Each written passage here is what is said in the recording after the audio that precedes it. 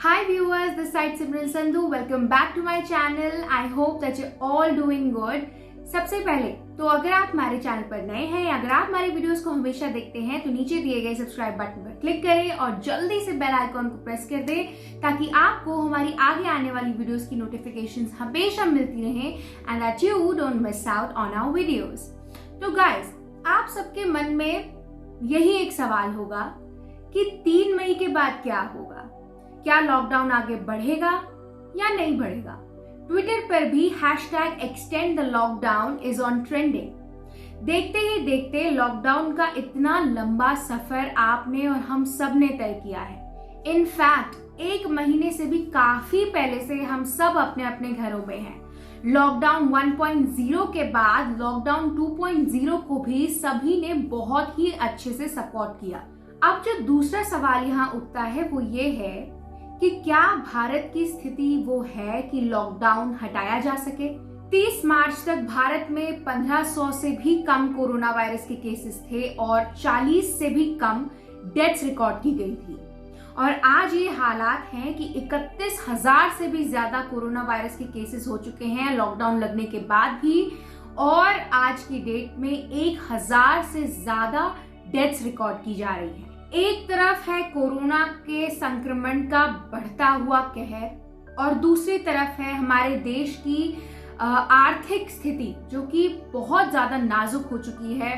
कई सारे ऐसे लोग हैं जिनके पास काम नहीं है क्योंकि सब कुछ बंद हो गया है और वो रोजाना उनकी कमाई नहीं हो पा रही है, जिससे कि काफी लोग जो है बहुत ही ज्यादा परेशान है। कोरोना का असर सिर्फ शारीरिक नहीं है, कोरोना का असर मानसिक भी है, जैसा कि अभी इटली में देखा जा रहा है। इटली में काफी ज्यादा लोग मानसिक तनाव की शिकायतें कर रहे हैं। वहां पर लोगों के ऊपर घर के अंदर इतने समय तक बंद रहने से बहुत प्रभाव पड़ा है। और ये हाल सिर्फ किसी एक देश का नहीं है, ये स्थिति इस वक्त पूरे विश्व की है। 27 अप्रैल को प्रधानमंत्री मोदी जी ने अपनी चौथी कैबिनेट मीटिंग की, जिसमें उन्होंने देश के मुख्यमंत्रियों से बात करी। उन्होंने ये सलाह मशवरा किया कि क्या 3 मई के बाद लॉकडाउन को बढ़ाया जाना चाहिए या नहीं। इस मीटिंग में मालूम हुआ कि ज्यादातर मुख्यमंत्रियों का ये कहना था कि लॉकडाउन को आगे बढ़ाना चाहिए। ज्यादातर मुख्यमंत्री लॉकडाउन के आगे बढ़ने को समर्थन दे रहे थे। उड़ीसा के मुख्यमंत्री नवीन पटनायक ने तो ये कहा कि लॉकडाउन को 1 महीने तक आगे बढ़ाया जाना चाहिए।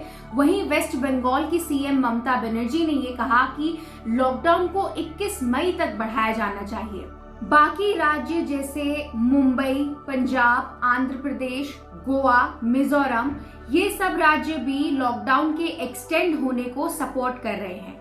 तमिलनाडु के सीएम का ज्यादा फोकस इस बात पे है कि लॉकडाउन अगर हटता है तो उसके बाद की प्रिपरेशंस जैसे कि फंडिंग और टेस्टिंग किट्स जो है उनके ऊपर उनका ज्यादा फोकस है। वहां के एक सीनियर ऑफिशियल ने ये कहा है कि अगर लॉकडाउन हटता भी है तो एक वो स्टैगर्ड तरीके से किया जाएगा, यानी कि काफी सावधानी बरत के वो किया जाएगा कि क्या खुलना चाहिए और क्या नहीं खुलना चाहिए। काफी सिस्टमैटिक तरीके से लॉकडाउन को वहां पर खोला जाएगा।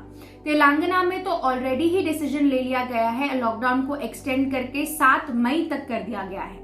वर्ल्ड हेल्थ ऑर्गेनाइजेशन WHO के डायरेक्टर जनरल डॉक्टर टेड्रोस की एक स्टेटमेंट आई थी जिसमें उन्होंने कहा था कि लॉकडाउन ही सिर्फ एकमात्र तरीका नहीं है कोरोना वायरस को दूर करने का, बल्कि कोरोना को डिटेक्ट करना जरूरी है, उसकी टेस्टिंग होना बहुत जरूरी है।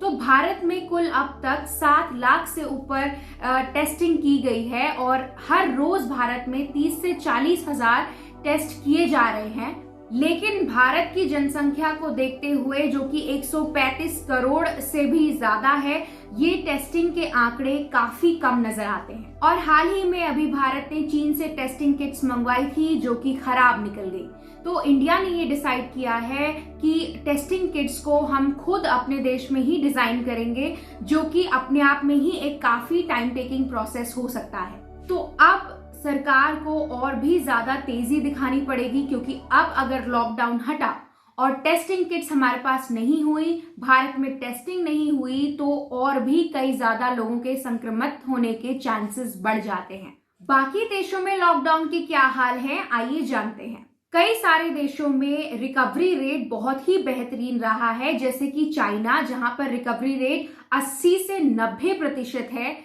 और इसी के चलते 7 अप्रैल को वुहान में कई चीजों पर काफी ढील दी गई। वैसे ही ऑस्ट्रिया में 14 अप्रैल को, जर्मनी में 19 अप्रैल को और स्विट्जरलैंड में 27 अप्रैल को रिकवरी रेट देखते हुए काफी छूट दी गई। और अब तो इटली और स्पेन भी लॉकडाउन में जल्द ही छूट देने की बात कर रहे हैं। यहाँ तक कि चाइना और ब्रिटेन में तो टीम गठित की गई, स्पेशल टीम्स गठित की गई, जो ये पता लगाएंगी कि संक्रमित व्यक्ति आगे कितने लोगों से और किन किन लोगों से मिला, ताकि आगे उनकी भी जांच की जा सके। तो ओवरऑल इस पूरी सिचुएशन को एनालाइज करते हुए अगर देखा जाए तो अब सरकार के सामने कुछ चुनौतियां हैं।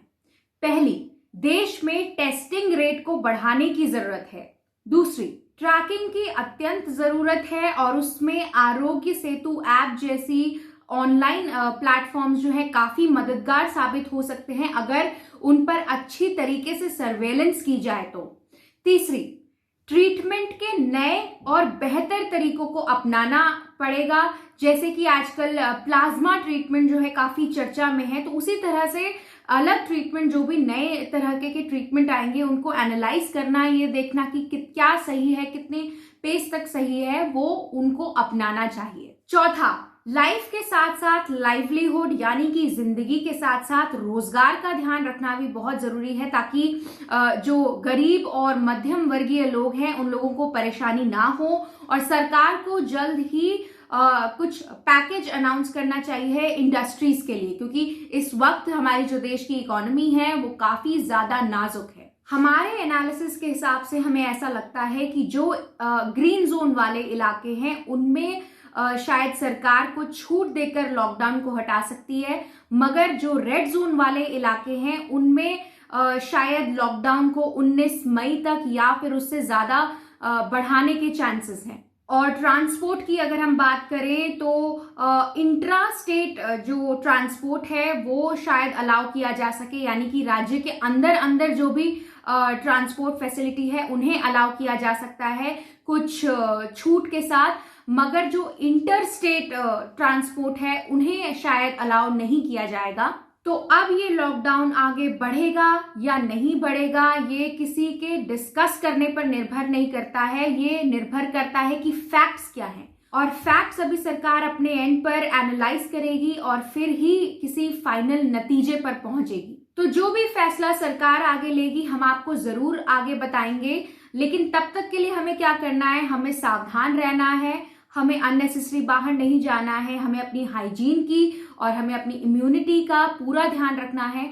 हमें अगर किसी भी इम्पोर्टेंट काम के लिए अगर बाहर जाना पड़ता है तो मास्क जरूर लगाकर रखना है। So be home, stay safe and spread love. आपको हमारा वीडियो कैसा लगा हमें कमेंट सेक्शन में जरूर बताइएगा, और अगर आपको हमारा वीडियो पसंद आया तो इसे लाइक कीजिएगा, शेयर कीजिएगा और हमारे चैनल को सब्सक्राइब करना बिल्कुल मत भूलिएगा। हम दोबारा वापस आएंगे ऐसे ही और टॉपिक्स के साथ। तब तक के लिए stay happy and thank you very much.